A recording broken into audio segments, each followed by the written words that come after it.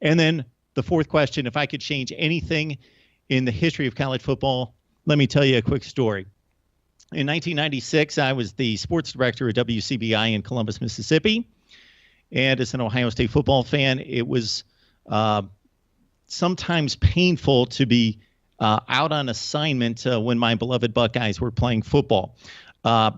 That said, for college football fans out there and SEC fans in particular, I know that you're not feeling sorry for me because on a weekly basis, I was at an SEC stadium, usually in Oxford, Starkville, or Tuscaloosa, Alabama, covering the SEC. On this particular week, Ohio State and Michigan were playing a titanic matchup in 1996. Ohio State looking to get to the national championship game, or what was the national championship game at the time.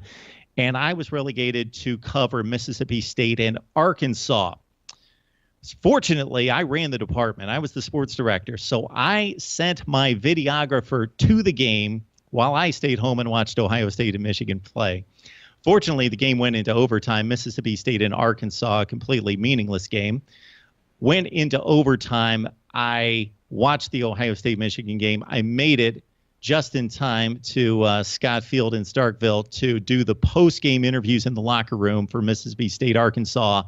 But unfortunately, the most important part of this story is that Ohio State was undefeated, playing for a national championship game, and lost to Michigan. I could fill in the blank on what I would change and what outcomes I would change in college football, but when push came to shove, I settled on the 1996 Ohio State-Michigan game.